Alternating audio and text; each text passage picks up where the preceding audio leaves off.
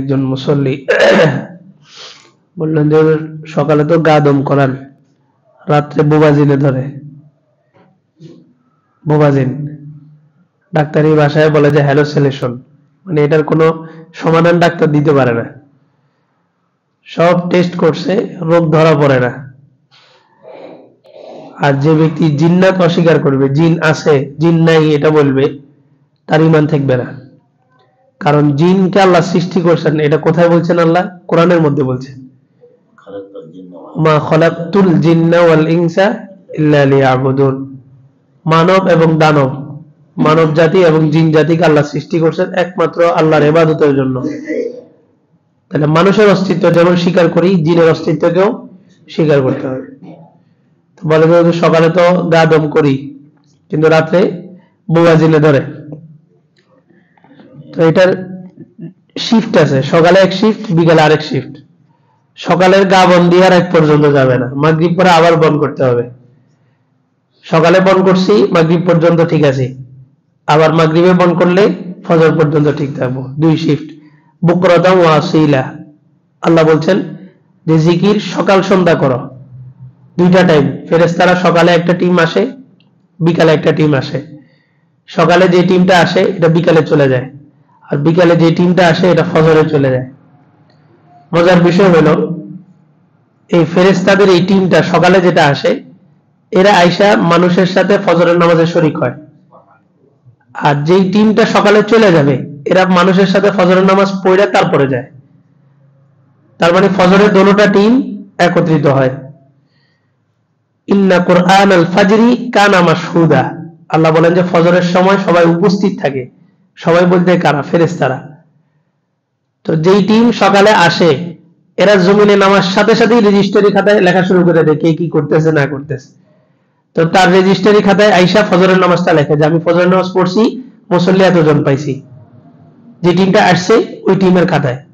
আর যেই টিম যাচ্ছে, যাওয়া পর্যন্ত সে লিখতে থাকে কে কি করছে। তো শেষ যাওয়ার সময় লেখা যায় যে আমি ফজরের নামাজ পড়ে গেছি, মুসল্লি এত এত ছিল।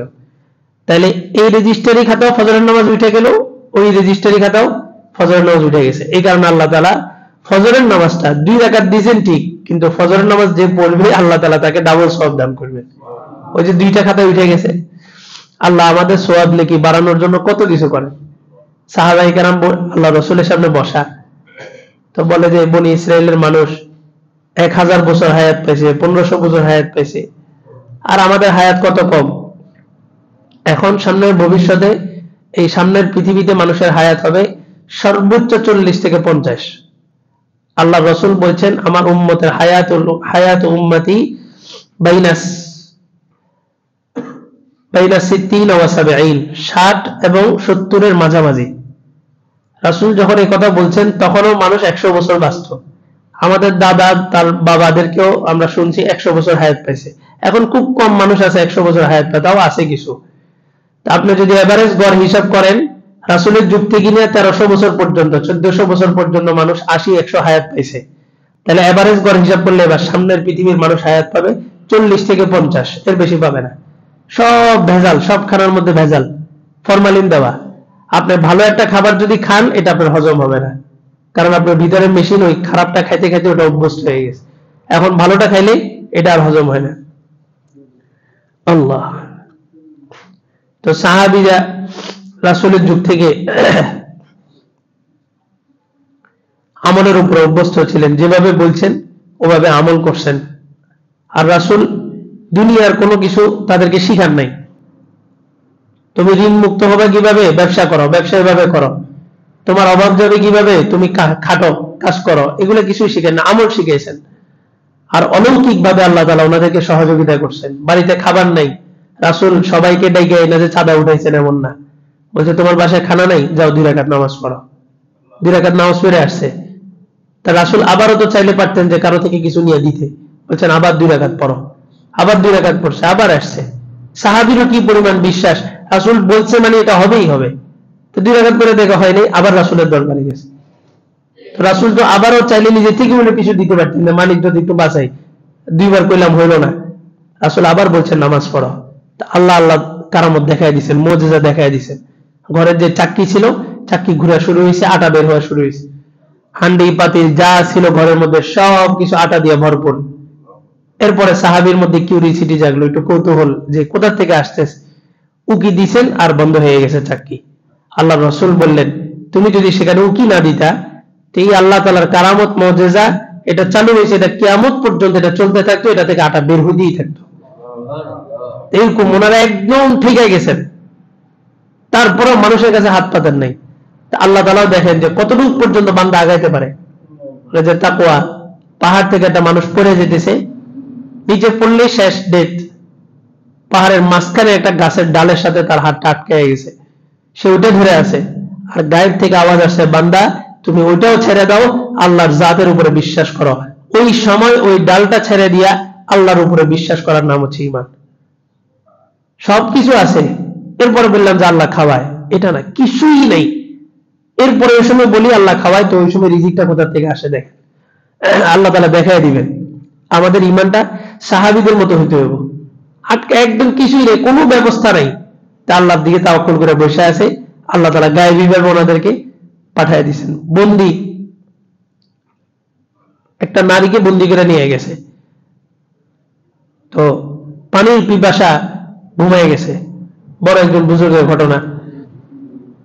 তো ফেরেশতারা এসে পানি পান করেছে, হাউজে কাউসারের পানি পান করেছে। সে উঠে হাসতেছে, বলে যে হাসিস কেন? মাত্র পানি পান করা গেছে, এত বৃষ্টি পানি।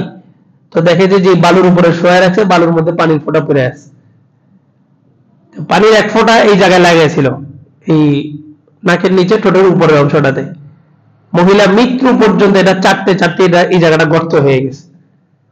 এই পানি হাউজে কাউসার, আখিরাতের পানি তারা পান করায় দিয়েছে।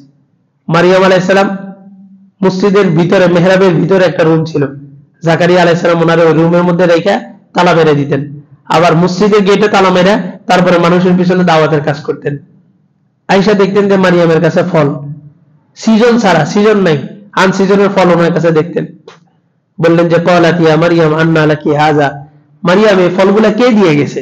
তুমি একটা নারী, তোমার কাছে মানুষ ফল দিয়ে যায়, এটা দিয়ে যায়, ওটা দিয়ে যায়, আর মসজিদের মধ্যে আসো, এটা কে দিয়ে গেছে?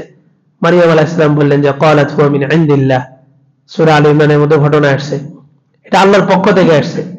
তা আল্লাহ এখনো আছেন, আল্লাহ বুড়ো হয়ে যান না, আল্লাহ এখনো আছেন।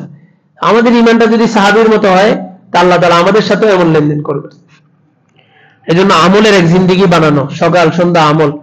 গতকালকে হুজুর বয়ান করছেন, 6 তাসবির আমল দিয়েছেন, 100 করে 6 তাসবিহ, সুবহানাল্লাহ, আলহামদুলিল্লাহ, আল্লাহু আকবার, লা ইলাহা ইল্লাল্লাহ, আস্তাগফিরুল্লাহ, সাল্লাল্লাহু আলাইহি ওয়াসাল্লাম। এই 6টা তাসবিহ 100 বার করে পড়লে আল্লাহ তাআলা অল্প দিনে আল্লাহর সাথে কানেকশন। আমার বয়স হয়ে গেছে 26-27 বছরের ভিতরে আমি আল্লাহর সাথে কথা বলতে পারিনি। 26-27 বছরের ভিতরে আমি আল্লাহ থেকে কোনো কিছু সরাসরি নিতে পারিনি। পকেটে টাকা আছে, জিনিস দরকার, বাজারে চলে গেছি, হাতে মোবাইল আছে, অন্ধকার রুম, বাস গুনাহ করে ফেলছি। আমি ধৈর্যটা শিখবো কোথা থেকে? সাহাবীদের সবকিছুর ব্যবস্থার পরেও সালাতুল হাজত পড়তেন 2 রাকাত, পকেটে টাকা আছে, সবকিছু আছে, তারপরেও 2 রাকাত নামাজ পড়তেন, পরে আল্লাহর কাছে দোয়া করতেন, আল্লাহ ব্যবস্থা করে দেন, তারপরে যাইতেন, আল্লাহ ওটার মধ্যে বরকত দিতেন। তো 26-27 বছরের ভিতরে যদি আমি 2 বছরও যদি আল্লাহকে খুঁজতাম, আল্লাহকে আমাকে দেখা দিতেন না, ধরা দিতেন না? অবশ্যই দিতেন। আল্লাহ বলেন যে ওয়ানাহনু আকরাবু ইলাইহি মিন হাবলিল ওয়ারিদ, এই তোমার যে শ্বাসরগটা আছে, এই 2টা রগের চাইতেও আমি তোমার অনেক নিকটে। কিন্তু আমার তো ইচ্ছা নাই আল্লাহকে পাওয়ার। পকেটে টাকা আছে, গেছি বাজারে, যায় বাজার করে নিয়ে আসছি, সবকিছু আছে, বিপদে পড়ছি, তখন এবার আল্লাহ আল্লাহ বাঁচান, আল্লাহ উদ্ধার করেন, আল্লাহ। এই জন্য সবসময় আল্লাহকে খোঁজা। দুনিয়া যাক, দুনিয়া হারায় গেছে, দুনিয়ার একটু লস হয়েছে, এটা কোনো বিষয় না, কিন্তু আখিরাত যেন কোনো অবস্থাতেই আমার থেকে না ছুটে। ওই এক অনন্তকালের জিন্দেগি, যার শুরু আছে শেষ নাই। জান্নাতীরা জান্নাতে, জাহান্নামীরা জাহান্নামে যাওয়ার পরে ইদ্রিস আলাইহিস সালামের মাধ্যমে আল্লাহ তাআলা একটা কালো পশুকে জবাই করবেন। এরপরে সকলকে জিজ্ঞেস করবেন, এই জিনিসটাকে তোমরা চিনো, এই পশুটার নাম জানো? সবাই বলবে যে না, আল্লাহ জানি না। তখন আল্লাহ তাআলা বলবেন যে এটা হচ্ছে মউত, মৃত্যু। এটাকে জবাই করে দেওয়া হয়েছে, আজকের পরে আর জান্নাতীদেরও মৃত্যু হবে না, জাহান্নামীদেরও মৃত্যু হবে না। জাহান্নামীরা তখন বুঝবে যে আসলে মরণ এটা কত বড় একটা নিয়ামত। পৃথিবীতে আমাদের যদি মরণ না থাকতো, তা আমরা বুঝতাম যে মরণটা কত বড় নিয়ামত। এখন তো মরণটারে সবচেয়ে বড় আযাব মনে হয়। ওই সময় আমরা মরণটারে খুঁজতাম যে আল্লাহ মরণ দেন। জাহান্নামীরা জাহান্নামে যাওয়ার পরে বলবে আল্লাহ মৃত্যু দেন, মৃত্যু দেন, আর সহ্য হইতেছে না, মৃত্যু দেন।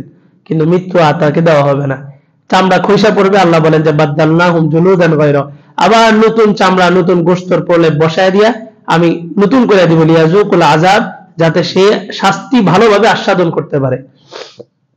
আল্লাহ গত তাফসীরে আলোচনায় গেছিল যে মানুষ হত্যা, দিহিয়াতুল কালব একজন সাহাবী ছিলেন যিনি 70টা মেয়েকে দাফন করছেন জীবিত। জাহিলি যুগে মেয়েকে অনেক বড় বোঝা মনে করতে হয় তারা, এবং অচিরেই সামনের একটা যুগ আসতেছে, বাংলাদেশের যে কালচার, এই কালচার অনুযায়ী সামনের একটা যুগ আসতেছে মানুষ তার মেয়েকে জীবিত দাফন করবে। এক বুজুর্গ বলছেন আমার বিয়ের সময়, বলেন যে এত অল্প খরচে বিয়ে, আমি ছাত্র জীবনে বিবাহ করছি মেশকাতের বছর, একদম অল্প খরচে। মেয়ের বাড়ি থেকে বলছে 50 জন কমপক্ষে নিয়ে যেতে হবে, আমরা মনে হয় 4 জন না 5 জন গেছি। তো এখন মেয়ে হওয়ার পরে সবাই কি চিন্তা করে, এটার বিবাহ দেওয়াটা আমার জন্য অনেক বড় কষ্ট। সমাজে তো এখন মোহর নাই, যৌতুক আছে। তো যৌতুকটা মেয়ের উপরে বোঝা, মেয়ের বাবার উপরে বোঝা। তো জাহিলি যুগে যে কারণে মেয়েকে হত্যা করা হতো, সামনের ভবিষ্যতে এই কারণে মেয়েকে হত্যা করা হবে। এবং 2014 সালের পত্রিকায় আসে বগুড়ায় এক রিক্সা চালক তার মেয়েকে হত্যা করছে শুধুমাত্র এই কারণে যে মেয়েকে আমি বিবাহ দিব কিভাবে। রিক্সাওয়ালার মেয়ে কেউ যৌতুক ছাড়া বিবাহ করবে?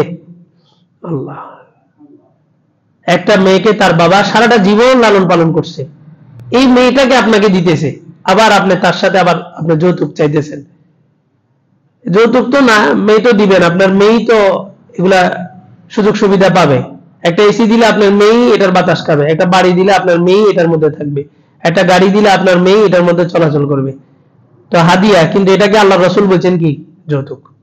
আপনাকে এটা গিফট হিসেবে দিতেছে, কিন্তু রাসূল এটার নাম তো যৌতুক দিয়ে দিয়েছেন। তো অধিকাংশ সংসারের মধ্যে সমস্যা কেন? ওই যে মেয়ের বাড়ি থেকে জিনিস আসে না, মেয়েকে মারে, সকাল বিকাল মেয়ের উপরে অত্যাচার।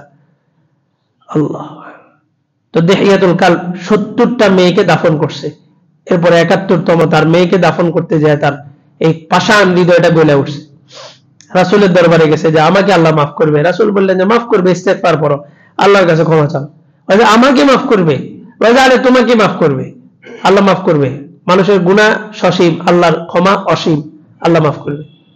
বলে যে আমার মতো লোককে যদি আল্লাহ মাফ করে তো পৃথিবীতে আর কোনো ইয়া থাকবে না। বলে যে কি অন্যায় করছো যে তোমাকে আল্লাহ মাফ করবে না? তারপর রাসূলের সামনে বিবরণ দিতেছে যে আমার ফুটফুটে একটা মেয়ে ছিল, এই মেয়েটাকে আমি সুসজ্জিত সাজায় গোছায় নিয়ে গেছি, আমি মেয়ের জন্য গর্ত খনন করতেছি, এই মেয়ে কচি হাত দিয়ে আমার সাথে সহযোগিতা করছে আমার গর্ত খননে। গর্ত খনন করার পরে মেয়েকে ধাক্কা দিয়ে নিচে ফালাই দিছি, মেয়ে ভিতর থেকে বাবা বলে চিৎকার করতেছিল, আমি মাটি চাপা দিতে দিতে দিতে দিতে একটা সময় বাবা চিৎকারটা বন্ধ হয়ে গেছে। মেয়ে যে কত বড় একটা নিয়ামত, যাদের মেয়ে সন্তান নেই তারা বুঝে, যাদের বোন নেই তারা বুঝে। 2টা মেয়ে হলে জান্নাতের সুসংবাদ। আল্লাহ কোরআনে বলেন ওয়াইদা বুশিরা আহাদুহুম বিল উনসা যাল্লা ওয়াজহুহু মুসওয়াদ্দান ওয়া হুয়া কাযীম। জাহিলি যুগে কাউকে যদি বলা হতো তোমার কন্যা সন্তান হইছে, তখন তার চেহারাটা অমাবস্যার মতো কালো হয়ে যেত, রাগ হয়ে যেত যে আমার মেয়ে সন্তান কেন হলো। আল্লাহ বলেন যে 5টা জিনিসের ইলম আল্লাহ ছাড়া কারো কাছে নাই। ইন্নাল্লাহা ইনদাহু ইলমুস সাআহ, কিয়ামত কবে হবে এটা আল্লাহ জানেন। ওয়া ইউনাজ্জিলুল গায়স, বৃষ্টি কবে কোথায় হবে এটাও আল্লাহ জানেন। ওয়া ইয়ালামু মা ফিল আরহাম, মানুষের গর্ভের মধ্যে কি আছে এটা আল্লাহ জানেন, আল্লাহ ছাড়া কেউ জানে না। এখন একটা সিস্টেম বের হয়েছে আলটা করে, আলটা করাইলে জানে এটা ছেলে না মেয়ে। আবার অনেক সময় এটার বিপরীতে হয়, তারা ছেলে বলছে কিন্তু বাস্তবে দেখা গেছে মেয়ে হয়েছে। কিন্তু আল্লাহ জি বললেন যে এটা আল্লাহ জানে, মানুষ জানতে পারবে না, বিষয়টা এমন না।